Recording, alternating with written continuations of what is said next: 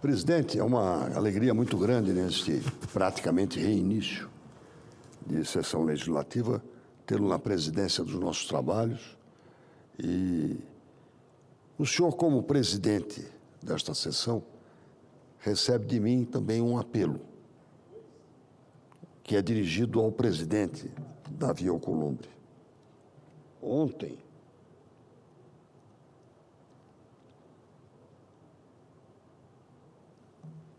Ontem eu fiz questão de agradecer ao presidente Davi Alcolumbre, porque, cumprido o prazo para apresentação de emendas ao projeto de lei número 3 de 2026, que é o projeto da anistia para os indiciados e condenados no inquérito de 8 de janeiro de 2023, eu o cumprimentei por isso, porque a tramitação regular deste projeto de lei, que pelo regimento é terminativo na Comissão de Justiça, vai dar oportunidade ao debate.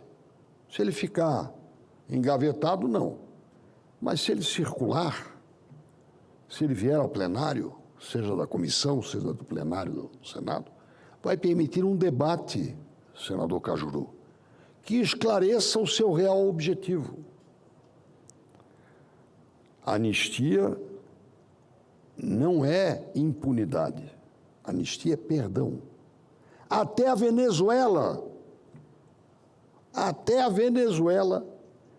com todo o conjunto de dificuldades políticas e sociais, está a apreciar projeto de anistia, porque é um recomeço para o país.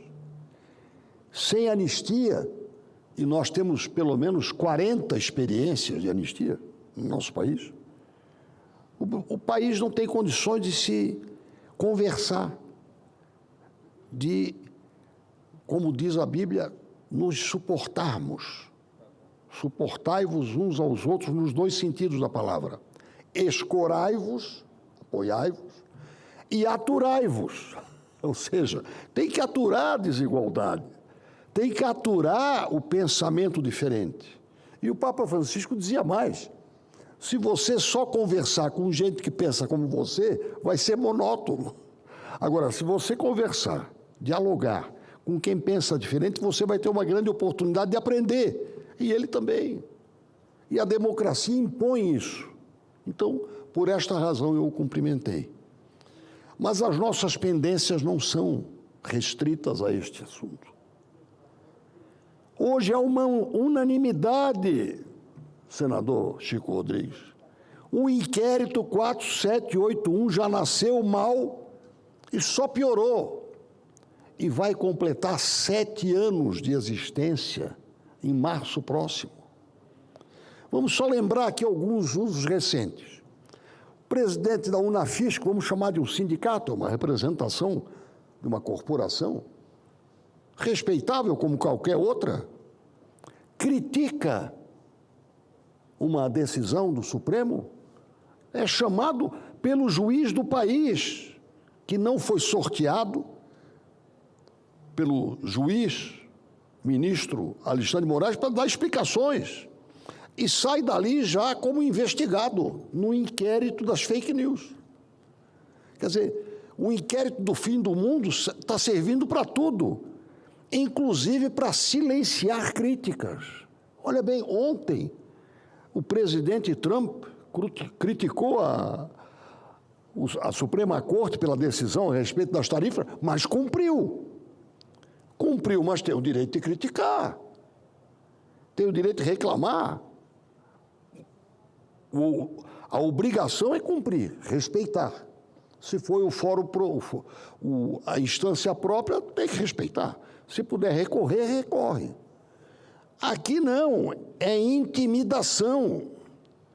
Se envolve algum interesse, ou os interesses de familiares, ou de ministros, ou de seus familiares, é intimidação. O inquérito 4781 nasceu para isto e 7 anos depois sofreu todas as deformações que nós temos acompanhado.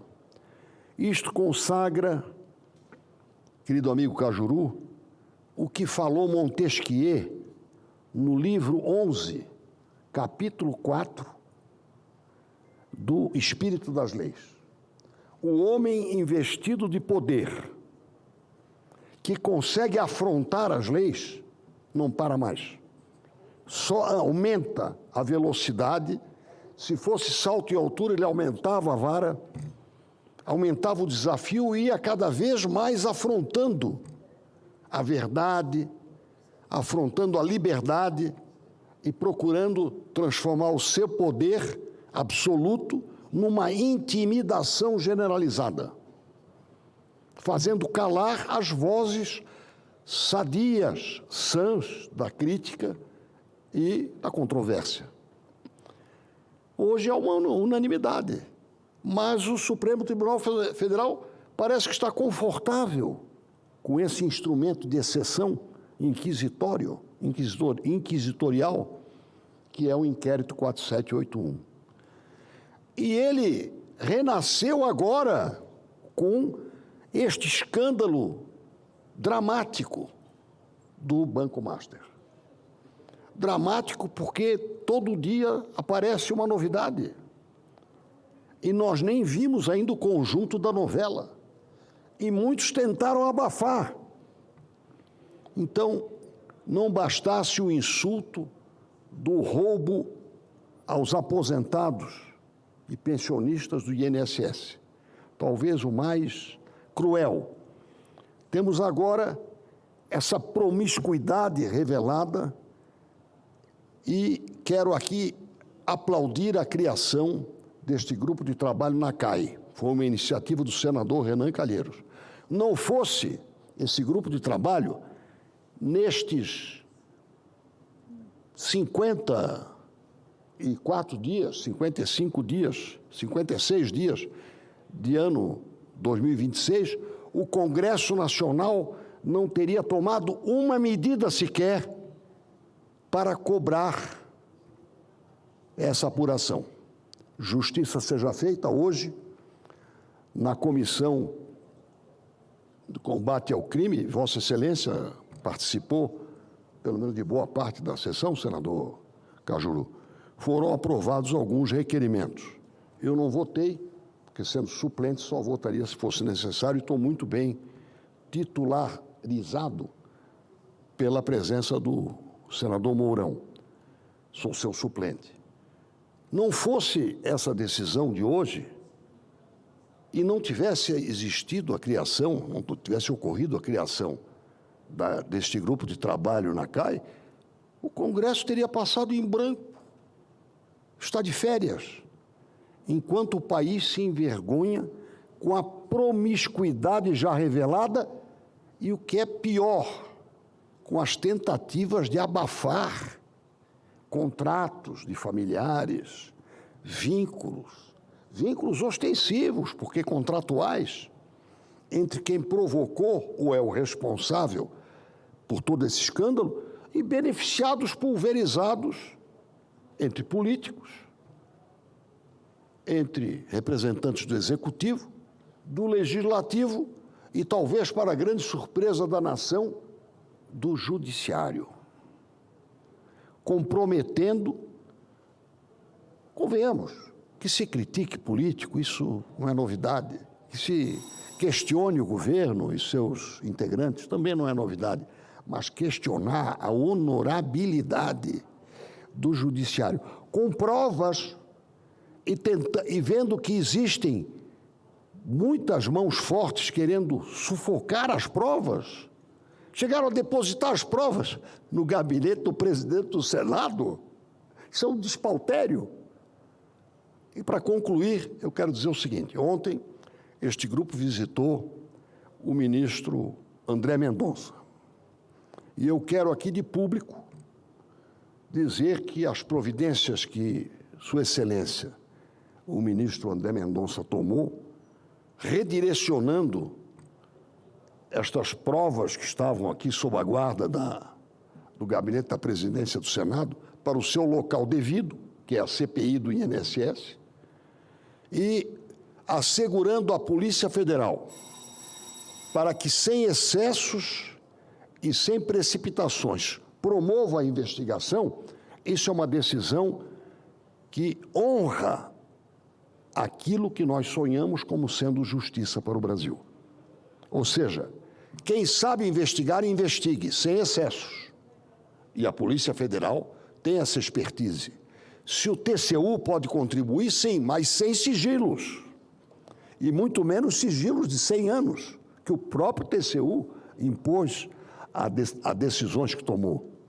E se o Ministério Público tiver expertise para contribuir, que o faça. Mas isto é a democracia. E é este o dever que eu quero associar a este pronunciamento.